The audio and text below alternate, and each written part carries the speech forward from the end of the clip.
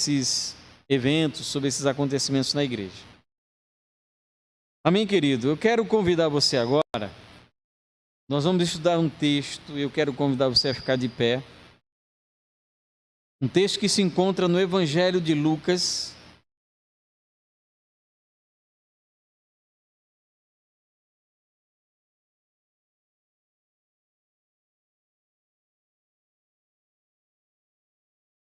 nós vamos ler o capítulo 5,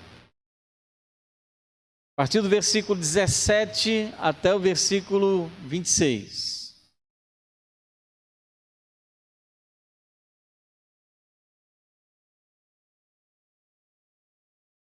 Texto conhecido.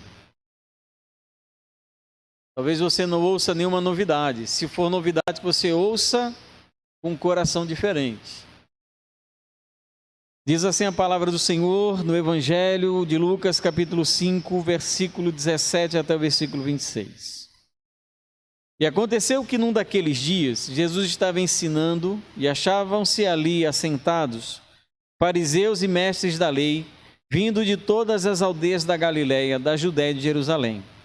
E o poder do Senhor estava com ele para curar. Vieram então alguns homens trazendo um paralítico deitado num leito.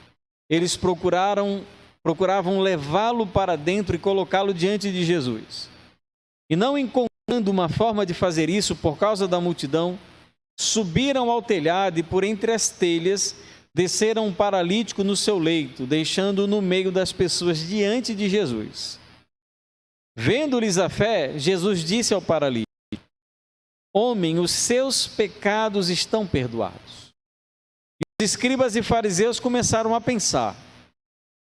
É porque eu não sei, mas acho que até o momento eles não pensam. Dá essa impressão, né?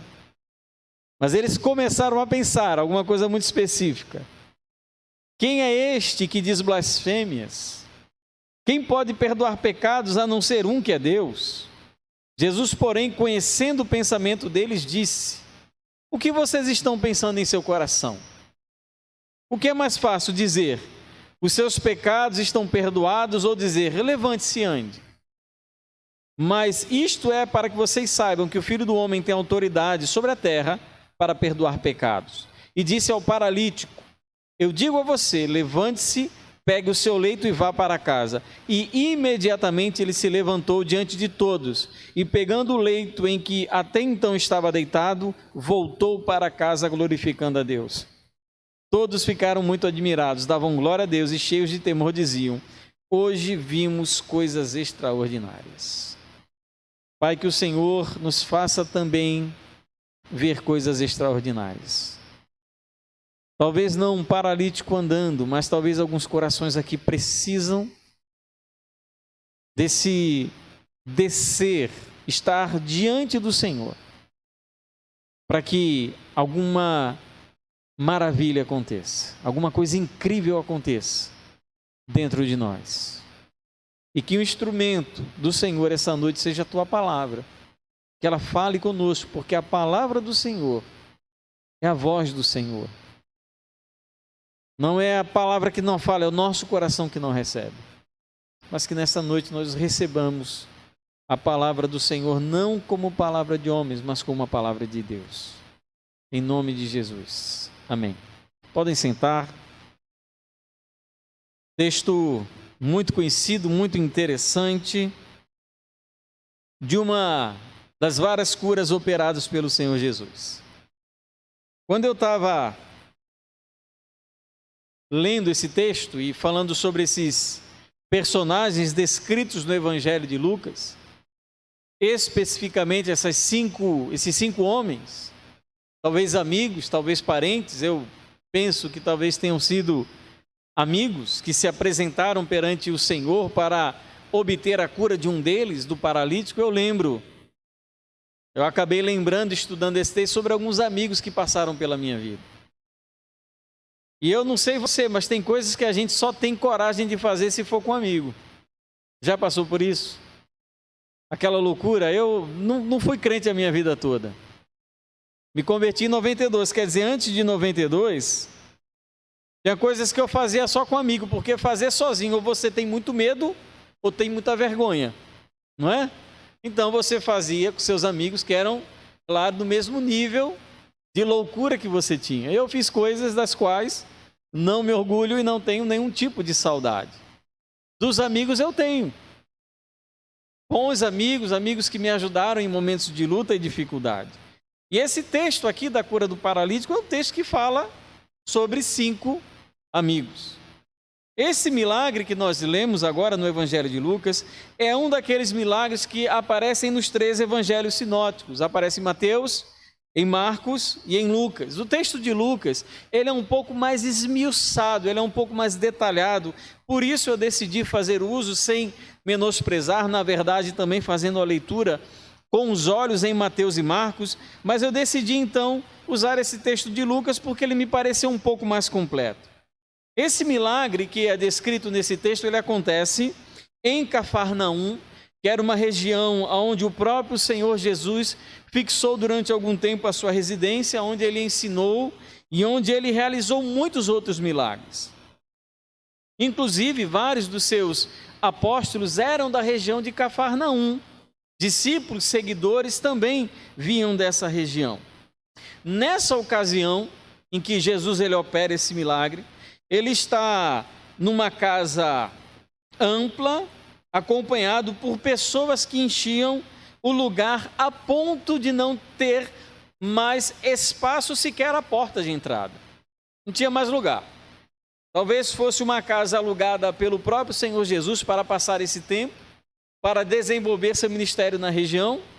Alguns dizem até que talvez fosse a casa de Pedro, ninguém sabe. O certo é que era uma casa ampla, uma casa grande, mas mesmo sendo uma casa grande, não cabiam tantas pessoas assim, e as pessoas então se apinhavam do lado de dentro, do lado de fora, a ponto então de não ter mais lugar para ninguém.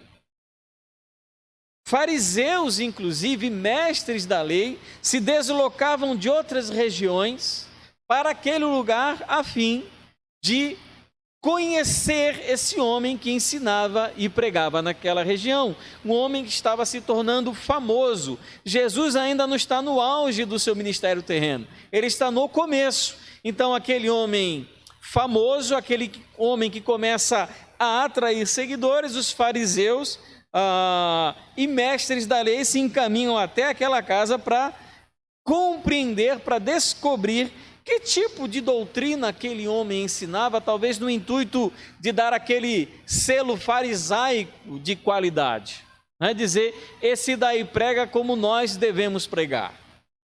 Lucas chama atenção no Evangelho para o fato de que Cristo estava ali, sob orientação e no poder do Espírito, para efetuar curas.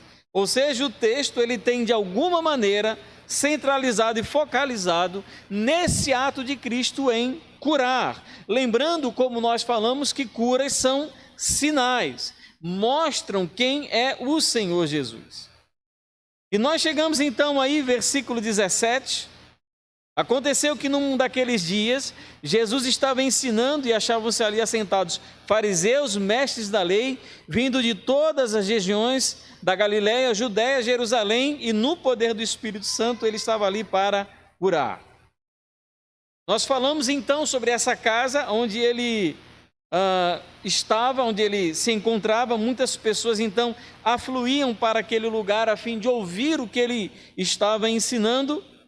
E no meio daquele povo tinham no mínimo 2 grupos. Primeiro, aqueles que gostavam de ouvir o mestre, aqueles que estavam de alguma maneira atraídos pela palavra daquele homem que falava não como os velhos fariseus, não como os escribas, que eram os mestres da lei, aqueles que ensinavam a lei, aqueles que tinham domínio do conhecimento da lei, mas que apenas repetiam as tradições. Jesus era diferente.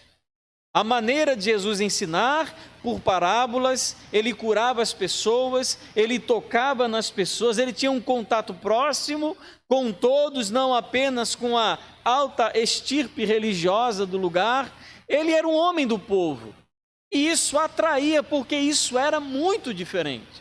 Os fariseus, eles consideravam as multidões, e um termo que eles usavam de maneira pejorativa para se referir a ela, as multidões, é que eles eram como cães, porque não tinham conhecimento da lei. Então os fariseus não gostavam de povo, não gostavam de gente, eles gostavam de aparecer nos holofotes, eles gostavam do aplauso das multidões, mas eles não tinham compaixão e misericórdia delas. Jesus era um mestre completamente diferente. Esse grupo, ele quer ouvir. Por mais que eles tenham sido de uma maneira imediata atraídas pela figura curiosa de Jesus, ou então na tentativa de obter alguma cura, de qualquer maneira eles estavam ali porque queriam ouvir aquele homem. Diferente do segundo grupo, os fariseus e mestres da lei, que estavam ali para averiguar, para julgar. Talvez porque temessem a fama e o prestígio de Jesus, né? Talvez para dar esse selo de qualidade, esse atestado de idoneidade em Cristo, para dizer se ele poderia então ser rabi em Israel ou não. A fama de Jesus como alguém que curava enfermos já percorria determinadas regiões. Ele não era uma pessoa nem muito conhecida, mas também não era um desconhecido. As pessoas o procuravam, as pessoas iam até ele. Muitos sem muita curiosidade de ouvir o que ele falava, mas sim na tentativa talvez de obter a cura de alguma das suas enfermidades. E nesse contexto nós encontramos então 5 amigos que possuem uma fé em comum. O relato do versículo 18 a 19 é um relato bem curto e às vezes cabe na nossa imaginação compreender o que estava acontecendo. O texto só diz assim: vieram então alguns homens trazendo um paralítico deitado num leito. Eles procuravam levá-lo para dentro e colocá-lo diante de Jesus. E não encontrando uma forma de fazer isso, por causa da multidão, subiram ao telhado e por entre as telhas desceram o paralítico no seu leito, deixando-o no meio das pessoas diante de Jesus. Esse relato, bem resumido, nos leva a questionar quem eram esses homens. Eram parentes? Familiares, amigos, conhecidos? Um desses 5 claramente é aquele que mais necessita. É o desesperado. É aquele que está experimentando desalento. Uma vida de paralisia. Provavelmente é aquela paralisia do pescoço para baixo. Não é dito no texto também qual a razão da sua paralisia. Pode ter sido algum acidente. Provavelmente não de nascença, porque o texto, a maneira como o texto é construído, dá a entender que aquele homem permanecia paralítico desde algum tempo, ou seja, ele não nasceu assim. O que nos cabe então imaginar é que aqueles 4 eram amigos desse homem paralítico. Pelo menos é assim que eu gosto de imaginar, né? Tipo aqueles amigos que gostam de tomar banho de rio com você. Você já teve esse tipo de amigo? Que gosta de sair, que gosta de jogar bola do sábado? Era esse tipo de amigo. Também nós não sabemos de quem foi a ideia de conduzir aquele paralítico até Jesus.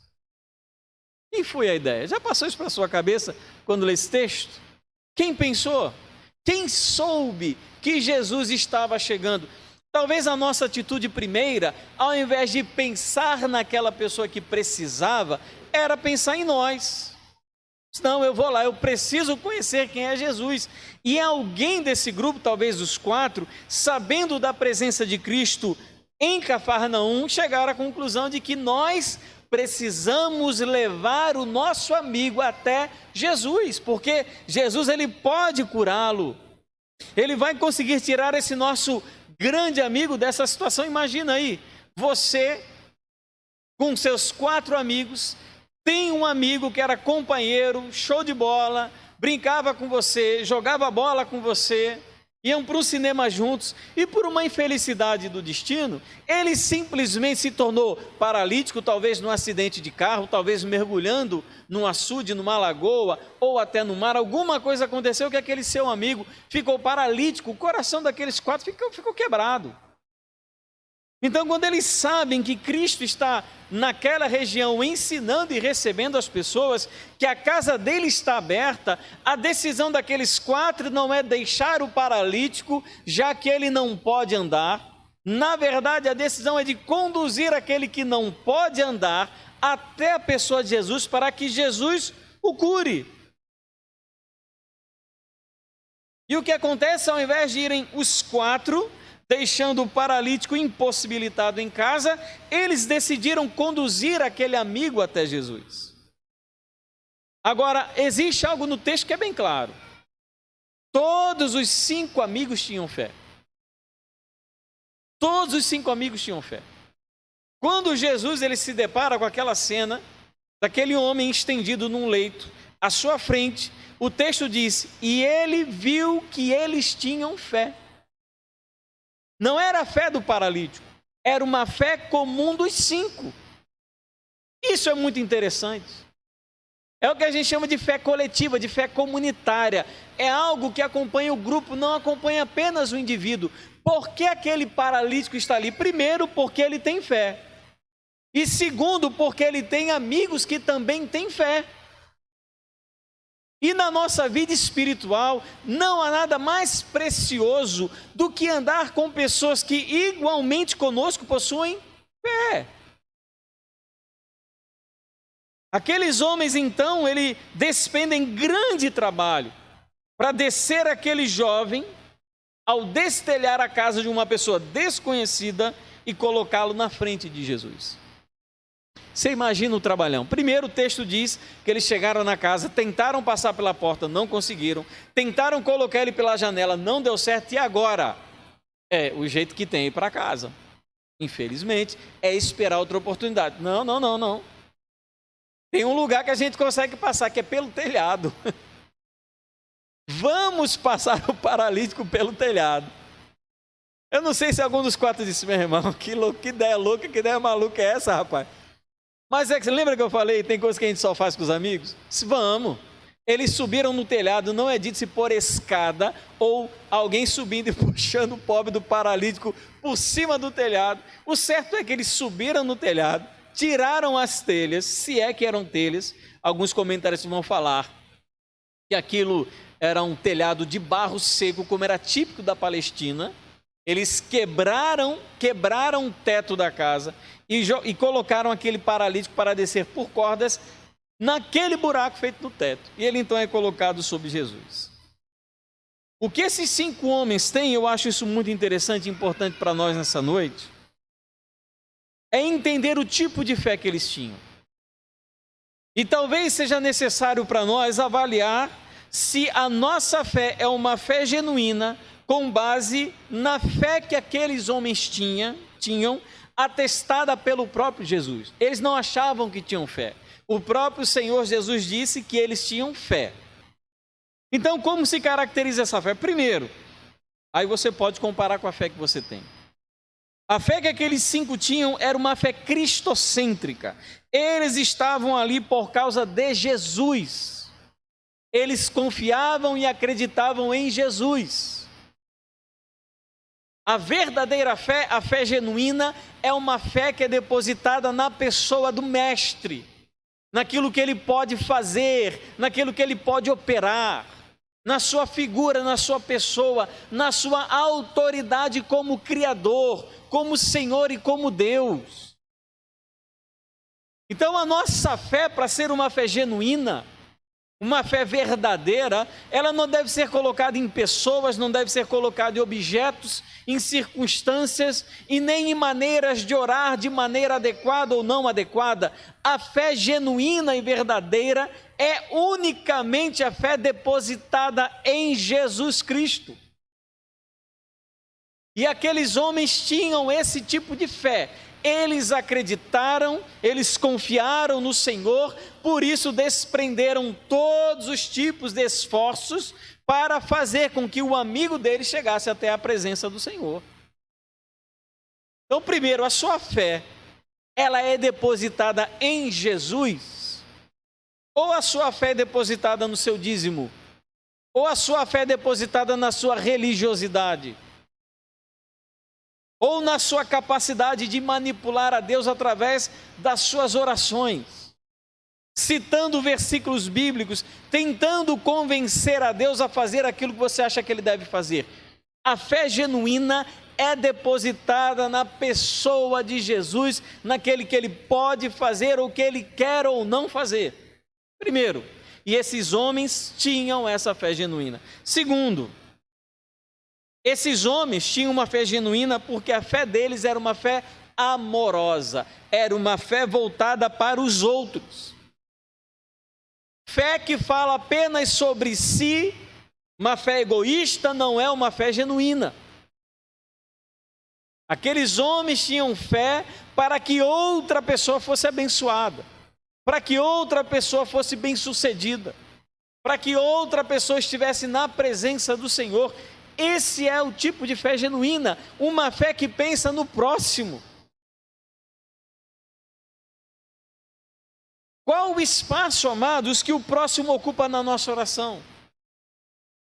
Qual o espaço que o outro, que a dificuldade do outro, que a necessidade do próximo, que a necessidade do perdido, do incrédulo, qual o espaço que ele ocupa na nossa oração? Se oramos apenas por nós mesmos, se centralizamos toda a nossa espiritualidade e nossa comunhão com Deus simples e exclusivamente na nossa pessoa, a nossa fé, ela não é esse tipo de fé genuína. Porque a fé também é exercida pelo outro, é exercida em favor de outra pessoa. Nós às vezes, pedimos, irmão, estou passando por um problema, ora aí por mim.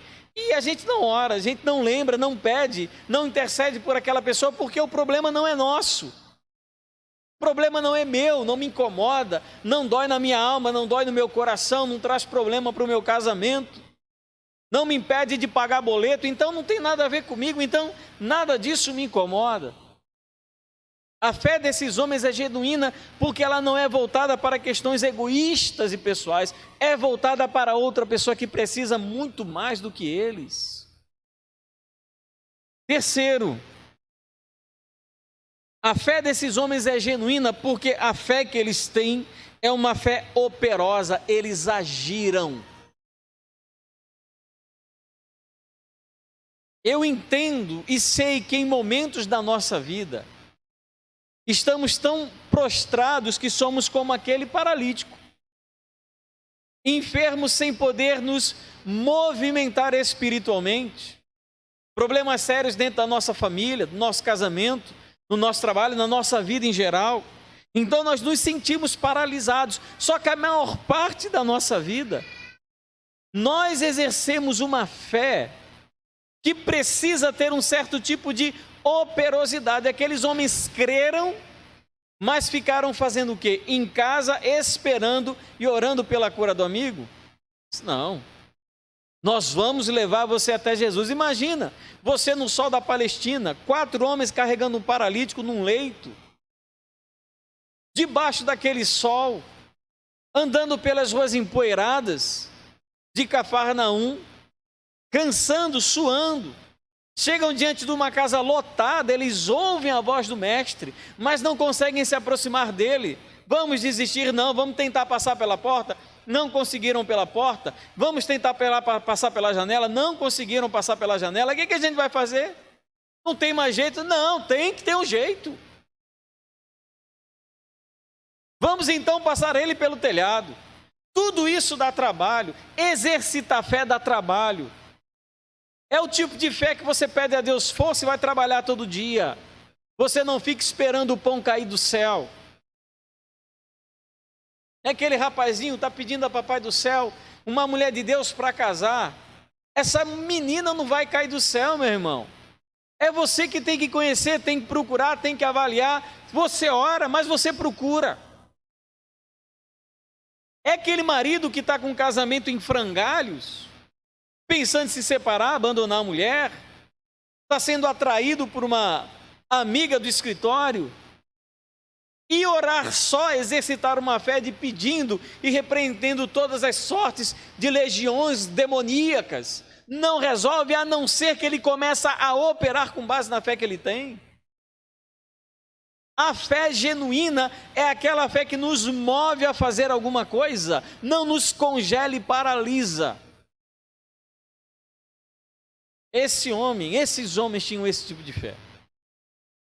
Ah, eu queria tanto passar no concurso público. É não, Jarbas? Queria tanto passar no concurso. Não estuda não para ver se você passa. Coloca a cara no livro, você ora, você tem fé no cuidado, na proteção de Deus, na orientação de Deus, mas você age, você faz, e aqueles homens decidiram fazer alguma coisa. Ah, mas se eu fizer, isso deixa de ser fé. Ao contrário, você faz porque você acredita que Deus está contigo, que o final vai ser abençoado, que vale a pena, que você vai ser bem-sucedido. Por isso você trabalha exercitando a sua fé. De coisas que a gente precisa fazer, decisões que precisam ser tomadas, a gente nunca toma, porque acha que as respostas vão cair do céu. Não vão cair do céu. Elas vão cair, elas vão aparecer, não. Elas vão surgir quando você estiver trabalhando.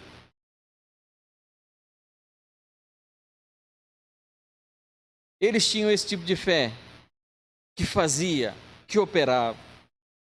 Eles assumiram a responsabilidade de fazer alguma coisa. E quarto, eles tinham uma fé genuína, porque eles tinham uma fé perseverante. Eles não desistiram. Fé que desiste não é fé. Fé que não se delonga, fé que não espera, fé que não é paciente não é fé. Fé que não insiste, fé que cai diante da primeira barreira, diante do primeiro obstáculo, isso não é fé. Não é nem o começo da fé.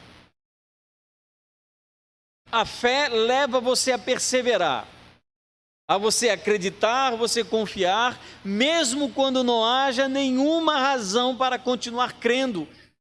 A fé é a certeza das coisas que não se veem, mas você persevera, você continua. Quantas vezes a gente já não começou orando por algum amigo que não conhecia Cristo, ou algum familiar, e com o passar do tempo, vendo o endurecimento do coração dessa pessoa, a gente simplesmente não parou de orar. Isso é fé? Não é fé. A fé faz você caminhar em direção à perseverança, sem desestímulo. Você sofre, você padece, mas você continua, você persevera. Isso é fé. Se aqueles 5 homens, aqueles 4 que carregavam aquele paralítico, se eles decidissem que todas aquelas circunstâncias eram intransponíveis para a cura daquele paralítico, eles teriam voltado para casa com aquele homem do mesmo jeito que ele foi.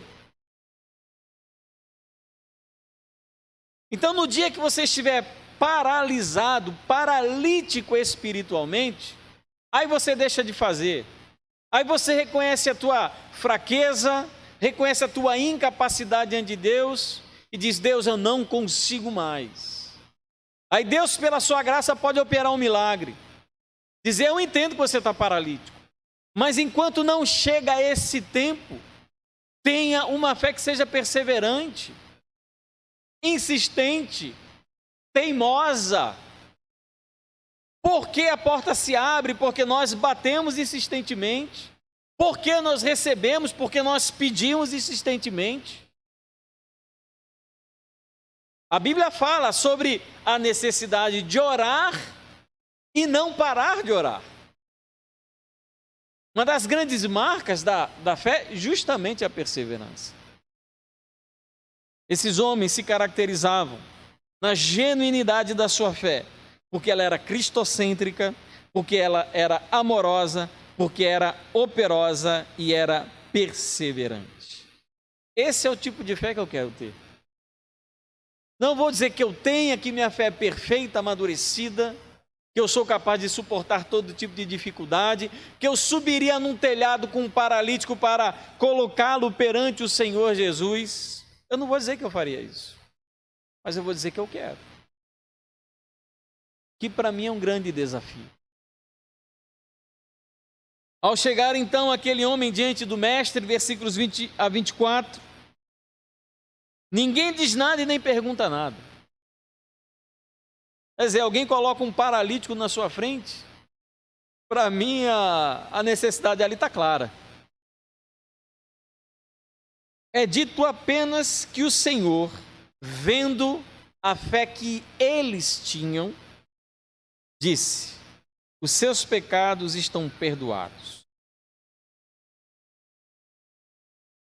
Jesus ele não começou curando fisicamente aquele homem, ele começou perdoando os pecados daquele homem.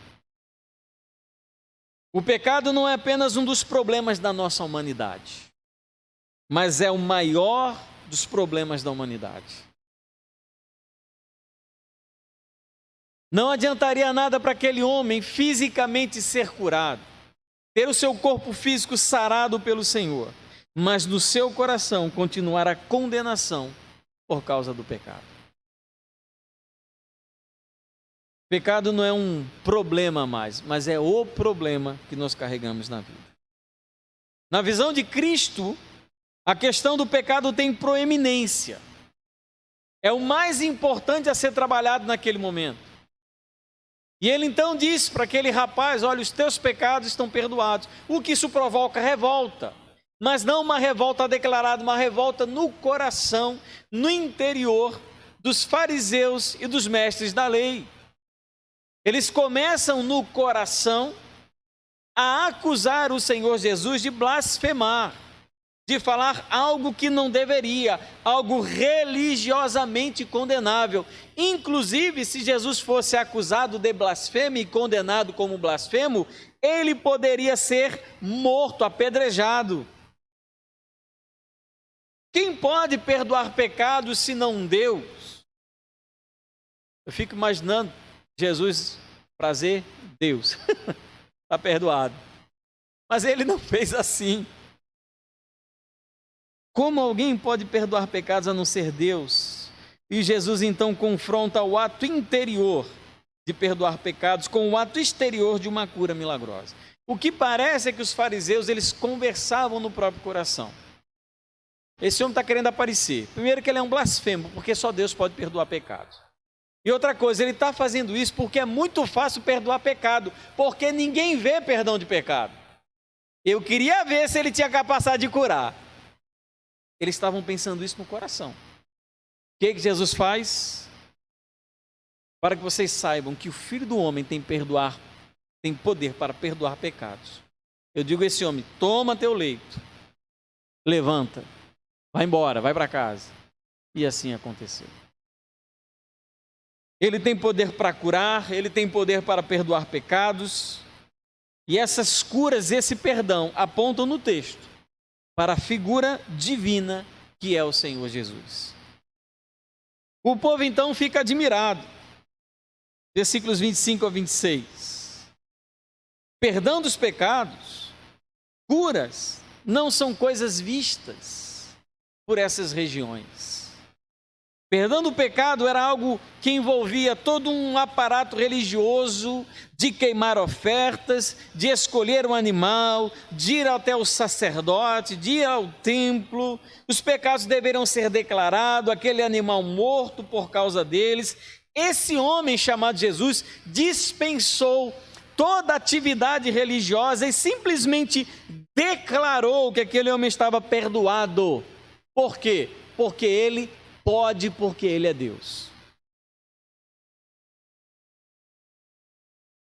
O pecado é contra Deus e Jesus é Deus, então Jesus ele pode perdoar esses pecados. O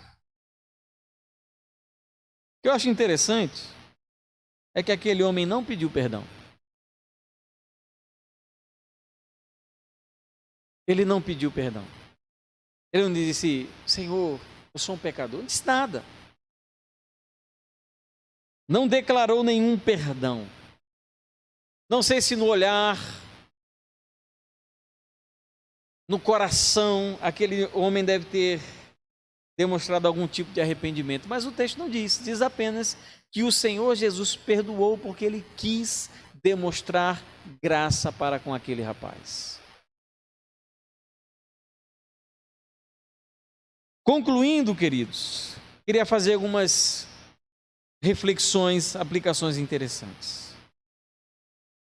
Nesse texto eu percebo um novo sentido para aquela música do Roberto Carlos. Quem lembra? Você é meu amigo de fé, meu irmão, camarada. Né? É um novo sentido para irmão de fé, para amigo de fé. Nesse nível de pessoas que estariam dispostas a fazer o que fosse preciso para colocar você na frente de Jesus. Naquele dia, uma igreja composta por um paralítico e seus 4 amigos cultuaram a Deus de uma maneira incrível. Amigos de fé. Um dos maiores prejuízos da pandemia é o distanciamento dos amigos de fé. Nós não encontramos mais pessoas que nos coloquem na presença de Jesus. Estamos todos debilitados, paralíticos, enfermos, doentes, trancados em nossa casa e não encontramos amigos que nos coloquem na presença do Senhor. Eu sei que as perdas das vidas das pessoas que morreram na pandemia é irreparável. Mas o que nós percebemos, o que particularmente eu percebo, é que nós estamos vivenciando um novo momento na história da igreja cristã, em que as pessoas estão abrindo mão desses amigos de fé. Pessoas que estão dispostas a fazer o que for em favor de nos colocar na presença de Jesus. Não lhe incomoda a falta de amizade de pessoas que destelhariam a casa de um desconhecido para que em você operasse algo sobrenatural e impossível? Olha para o seu lado com quem você pode contar. Quem pode ao seu lado, conhecido, parente, amigo, pode dizer: olha, eu estou com você e vou levar você e eu vou lhe colocar na presença de Jesus. E eu ficarei com você, lhe acompanharei até que algo na sua vida aconteça. Nós, infelizmente, queridos, vivemos uma época, e talvez isso se reflita nesse desânimo, nesse desalento, em que as pessoas têm, que não encontram mais prazer, graça no servir a Cristo, no estar na igreja, porque perderam os irmãos, perderam os amigos de fé. O que acontece hoje em dia, quando passamos pelas nossas crises, pelos nossos problemas, pelas enfermidades da nossa alma? Nós vamos pedir oração em rede social. Mas deixa eu dizer um negócio para você. O cara não vai sair da rede social para subir no telhado e descer você pelo telhado para colocar você na presença de Jesus. A gente se expõe no Facebook. Elas têm um papel, elas têm uma função, um objetivo, mas elas nunca, jamais vão substituir a importância desses amigos de fé. Vai chegar um dia em que você vai estar paralisado, em que precisará de alguém que leve você até Jesus, deixe você na cara do gol, na marca do pênalti. E aí, quem vai fazer isso? Você consegue encontrar hoje 4 amigos na tua vida que com toda certeza levariam você até a presença de Jesus e só sairiam de lá após você ser curado? Você consegue encontrar 4? O mesmo que esse homem paralítico tinha. Mas estamos satisfeitos em fazer corrente de oração no Facebook. Estamos satisfeitos em acompanhar lives dos melhores pregadores das redes sociais do Brasil. Nos sentimos cheios, satisfeitos, plenos. Mas nós não temos pessoas que estejam aptas e dispostas a nos conduzir até a presença do Mestre. Vai chegar um dia em que nós vamos precisar.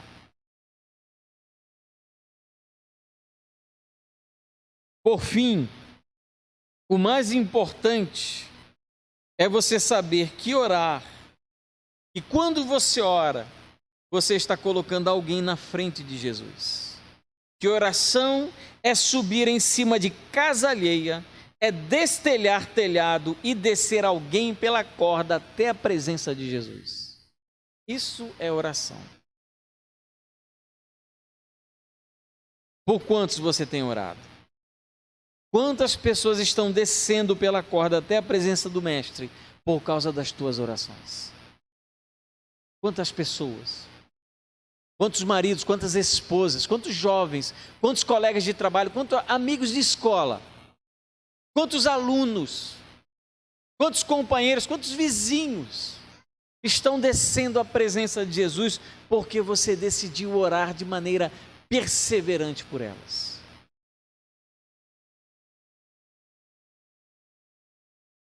Nesse tempo, muitas pessoas descobriram um modo de vida diabólico, que é não mais desejar comunhão com o povo de Deus. Isso só interessa ao diabo. Hebreus é bem claro, não deixeis de congregar. Quem diz aquilo lá não é o autor de Hebreus. Claro, foi o autor de Hebreus que escreveu, inspirado pelo Espírito, é o próprio Deus, é a palavra de Deus falando, mas nós lemos aquilo e tratamos como nada. Vai chegar um dia em que eu vou precisar de alguém para me descer na presença do Senhor. E esse alguém com certeza vai estar numa igreja evangélica. Mas nós aprendemos a não valorizar a comunhão com o povo de Deus. E isso é prejudicial, individualmente e coletivamente. Amigos e irmãos em Cristo colocam uns aos outros na presença de Cristo em oração. Naquela fé daqueles homens, uma fé operosa, perseverante, amorosa e cristocêntrica, de pessoas que oram e colocam as pessoas diante do Senhor. Você imagina aquela pessoa que você conhece, ela precisa saber que você todo dia desce ela pela corda e deixa ela na presença, na frente de Jesus. Para Jesus nem ter o trabalho de andar e procurar.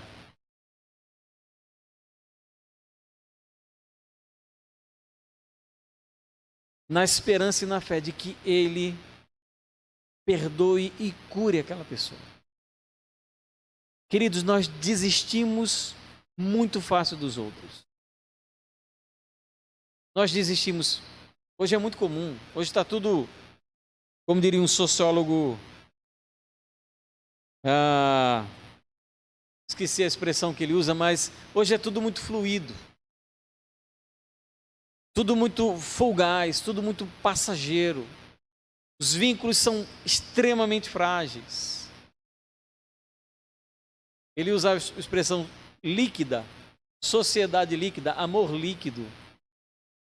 É diferente, o líquido ele escorre, ele entra, penetra, mas ele, do jeito que ele vem, ele vai embora.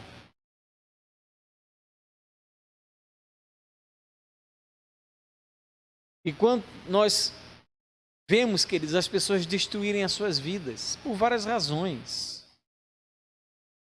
e nós simplesmente não nos dispomos a descer essas pessoas na presença de Jesus. Às vezes até amigos nossos, pessoas que estão ao nosso lado. Nós vemos elas destruindo a vida, o casamento, ou o que for, e nós simplesmente não fazemos nada. Você precisa de 4 amigos desse, com certeza. Eu preciso de 4 amigos desse. Pessoas, não, vamos lá, vamos destelhar, vamos arrebentar o telhado da casa, não tem problema, depois a gente paga, a gente conserta. Mas a gente vai colocar você. A gente só sai daqui quando você estiver na presença de Jesus. A gente não pode obrigar Jesus a fazer, mas fazer com que Ele lhe veja, a gente vai fazer. Na vida a gente precisa de amigo desse jeito. Será que você tem amigos assim? Será que você é um amigo assim? Será que você é esse tipo de amigo? Alguém pode contar com você nesse nível? Eu queria ser e contar. Porque tem dias, amados, a experiência normal de todo ser humano, que a gente está paralisado. Não fisicamente, mas espiritualmente muito mal.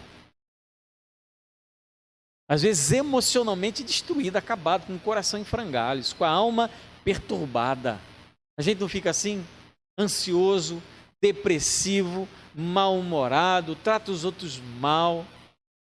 Porque a gente às vezes precisa de um amigo, 4, 3, 2, 1 amigo, que esteja disposto a nos levar na presença do Senhor Jesus.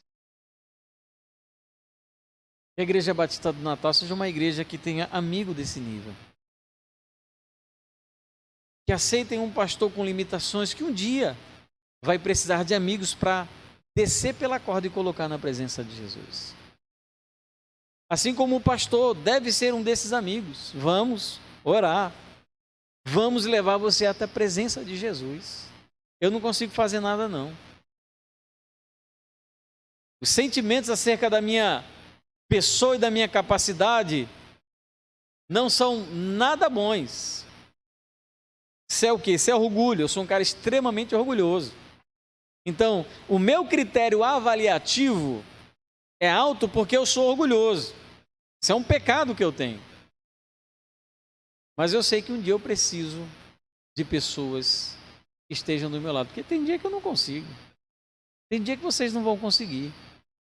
Tem dia que vocês não vão querer nada, não vão querer saber de nada. Tem dia que a gente só quer pecar. Que a gente só quer fazer o que é errado.